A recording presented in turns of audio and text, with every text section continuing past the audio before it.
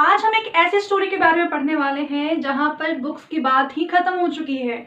एक ऐसी दुनिया की जहाँ पे स्टैटिक बुक्स यानी कि जो किताब आज हम पढ़ते हैं वैसी बुक्स का ना नाम है, ना आता है, ना पता है, कुछ भी नहीं है। ट्रेडिशनल बुक्स एकदम ओवरऑल खत्म हो चुकी है। और वहाँ पे पढ़ाई कैसे होती है? टेक्स्ट के एनिमेशंस में, मॉनिटर्स में, रोबोटिक टीचर्स होते हैं। इस तरह की दुनिया की पढ़ाई होने लग गई है अब। ठीक है, तो ये पूरी स्टोरी जो है वो स्टोरी है the fun they had. Class 9th Beehive की first chapter the fun they had किसने लिखी है?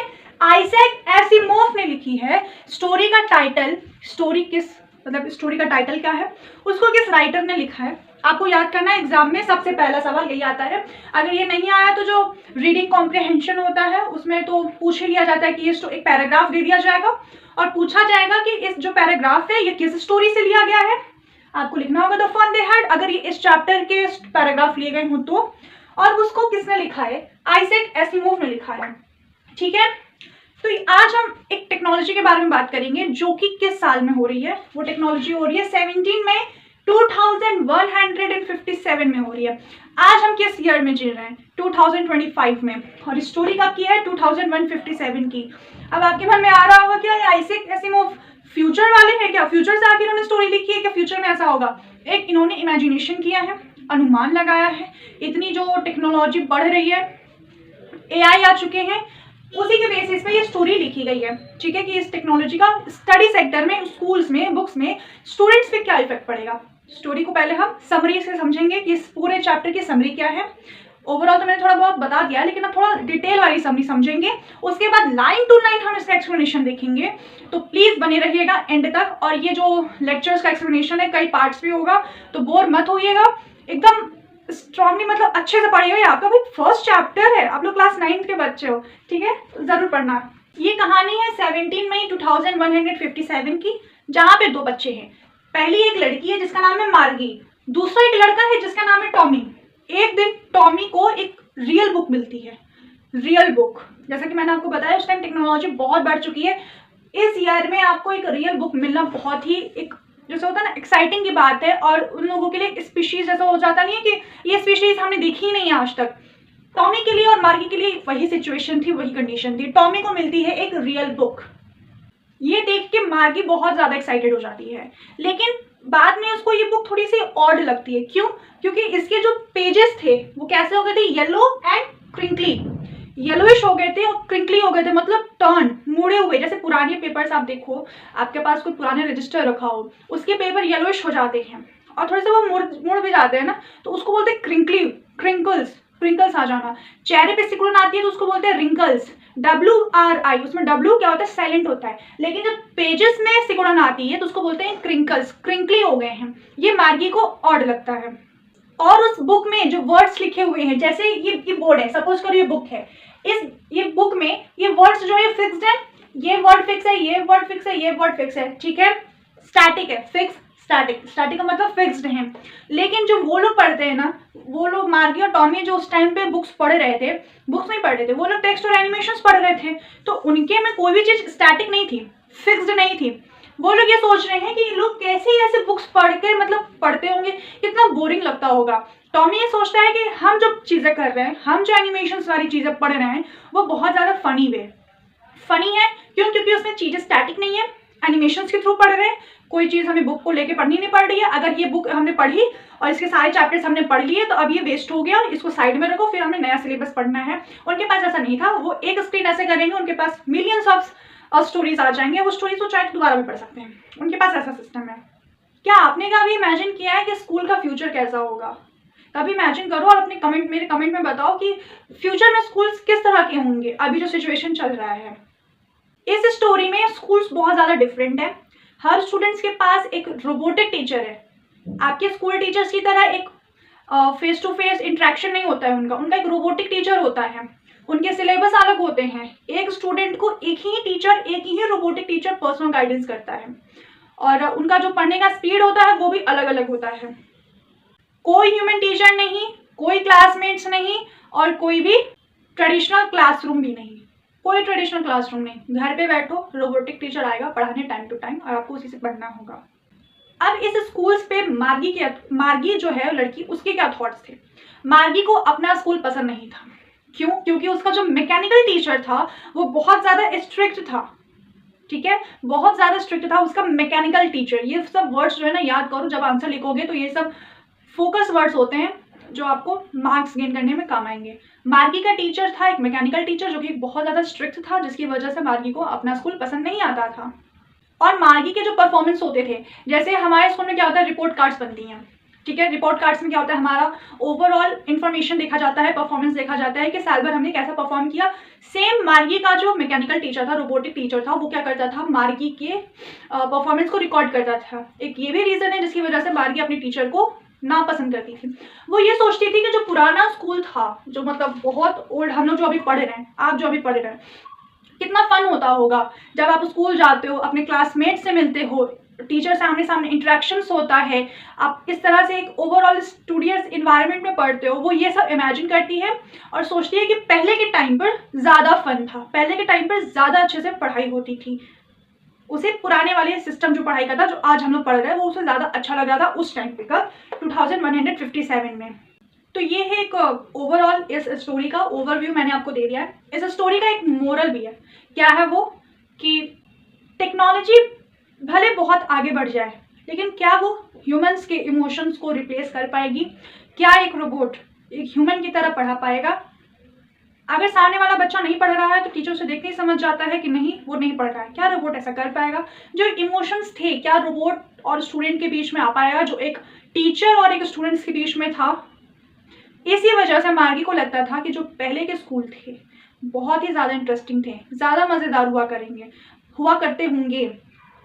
होंगे पहले के स्कूल ज़्यादा मज़ेदार, अब के स्कूल्स जो हैं उसके अच्छे नहीं हैं। ये मोरल है इस स्टोरी का।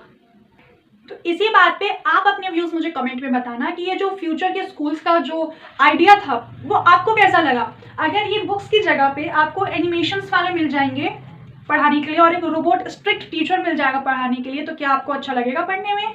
अपने व्यूज़ जरूर कमेंट में बताना।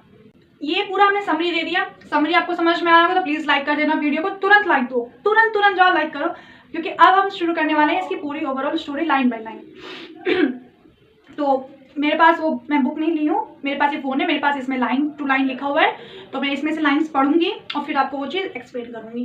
पहला लाइन है, मार्गी even wrote about it that night in her diary.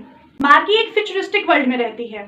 Futuristic मतलब जो फ्यूचर में हमारे प्रेजेंट में, हमारे जो फ्यूचर वाले स्कूल्स में हो रहे हैं, जो हमारे फ्यूचर वाले वर्ल्ड में हो रहे हैं, वो एक फ्यूचरिस्टिक हो गया हमारे लिए। तो राइटर क्या बोल रहा है, मार्गी एक फ्यूचरिस्टिक वर्ल्ड में रहती है जहां लोग अपने थॉट्स और व्यूज को लिखने के लिए डायरी का यूज करते हैं। लाइन में लिखा है मार्गी ने डायरी में लिखा, मतलब ये दिख रहा है कि इतना मतलब जनरेशन गैप होने के बाद भी लोग अभी भी किसी ना किसी चीज से अपने पास्ट से कनेक्टेड है। फ्यूचर के लिए पास्ट में आएगा, उस टाइम के हिसाब से ये पास्ट आएगा उनका कनेक्टेड किस तरह से, डायरी से। आज के लोग भी डायरी लिख रहे हैं, पेजेस हैं उनके पास, बुक्स हैं उनके पास। मार्गी भी डायरी लिख रही है, मार्गी भी अपने डायरी में ही लिखी है। ठीक है, इस तरह से हमने फ्यूचर को प्रेजेंट से कनेक्ट किया है, हमने नहीं, राइटर ने कनेक्ट किया है। नेक्स्ट लाइन है, on the page headed 17 May 2157, date याद कर लो, अपना बर्थ डेट भूल जाओ, ये मार्गी ने जिस दिन डायरी लिखी थी वो डेट याद कर लो, एग्जाम में मार्क्स मिलेंगे इससे। क्या लिखा, she wrote today Tommy found a real book. Margie लिखती है कि उसका फ्रेंड जो टॉमी है उसको एक पुरानी किताब मिलती है। ठीक है, क्या वो डायरी में लिख रही है उस दिन के, Tommy found a real book. इसका मतलब है कि उनके ज़माने में फिजिकल बुक्स होते ही नहीं थे। इस लाइन से Tommy found a real book, उनके ज़माने में फिजिकल बुक्स एक रेयर चीज बन चुकी थी, जो कि मार्गी को जब दिखा कि टॉमी को एक रियल बुक मिली है, उसके लिए एक्साइटिंग सा, शॉकिंग सा मोमेंट था वो। ये लाइन फ्यूचर की एक ऐसे सिचुएशन को भी क्या कहते हैं उसको हाईलाइट करती है कि उस टाइम पर एनिमेशंस वाली चीज़ें, जो स्क्रीन्स थे वो कॉमन हो गए हैं और जो बुक्स थे वो एक रेयर हो गए हैं। आज हम एक मिड सिचुएशन पे हैं, हमें बुक्स की भी ज़रूरत है और हमें स्क्रीन्स की भी ज़रूरत है। पहले के टाइम पे, ठीक है, जो 90s के टाइम पे जो बात हुआ करती है, तो उस टाइम पे सिर्फ बुक्स हुआ करते थे, तब स्क्रीन का इतना यूज़ नहीं होता था, है ना, पहले स्क्रीन का यूज़ नहीं होता था। फिर अभी हम लोग की सिचुएशन है, हम लोग की जनरेशन है, क्या बुक्स और स्क्रीन दोनों चाहिए। फ्यूचर में क्या होगा, सिर्फ स्क्रीन चाहिए और बुक्स का यूज़ होना ही बंद हो जाएगा, इसलिए वो रेयर में आ जाती हैं, रेयर में। Third line, it was a very old book, book बहुत पुरानी थी। मार्गीज ग्रैंडफादर वंस सेड, मार्गी के दादाजी ने एक बार कहा था that when he was a little boy, his grandfather told him that there was a time when all stories were printed on paper. मार्गी के दादाजी ने कभी मार्गी को बताया था, जैसे अभी के टाइम पे दादाजी स्टोरीज सुनाते हैं, आप लोगों के दादाजी दादा दादी नाना नानी स्टोरीज सुनाते होंगे आपको, तो उस वैसे ही मार्गी को भी दादाजी ने उसके स्टोरीज बताई अपने टाइम की। बताया कि जब वो छोटे थे, मतलब मार्गी के दादाजी जब छोटे थे, तो उनके दादाजी, मार्गी के दादाजी के भी दादाजी के टाइम पे जो स्टोरीज थी वो पेपर पे प्रिंटेड होती थी। ये एक नॉस्टैल्जिक जैसा मोमेंट है कि कैसे हम अपनी स्टोरीज को जनरेशन टू जनरेशन पास करते हैं। ये चीज़ मार्गी के ग्रैंडफादर ने अपने बचपन में एक्सपीरियंस किया कि उनके जो दादाजी थे वो पेपर पे लिखा करते थे, मतलब पेपर पे वो भी लिखते थे और उनके टाइम पे जो भी स्टोरीज थी वो पेपर पे प्रिंट होती थी। फिर वो दादाजी, उनके दादाजी ने मार्गी के दादाजी को बताया और मार्गी के दादाजी मार्गी को बता रहे। इस तरह से जो स्टोरीज हैं वो पास होती जा रही हैं। ये जो लाइन थी ये एक तरह का कल्चरल लॉस भी बताता है कि एक बुक पे लिखना, पेपर पे लिखना एक हमारा कल्चर हुआ करता था एक तरह से, जो चीज़ अब नहीं है, लॉस कर चुके हैं हम। एक मतलब जहाँ से हम लोगों ने स्टार्ट किया अब वही एक रेयर चीज़ बन गई है कि मतलब अब उसको कोई याद भी नहीं करता। तो एक यहाँ पे कल्चरल लॉस जैसा सिचुएशन दिखाया गया है। दे turned the pages which were yellow and crinkly. मार्गी और टॉमी बुक के पेजेस को घुमाते हैं यानी पलटते हैं, जो पुराने होने की वजह से येलो और क्रिंकली यानी फोल्डेड हो चुके थे, मुड़ चुके थे।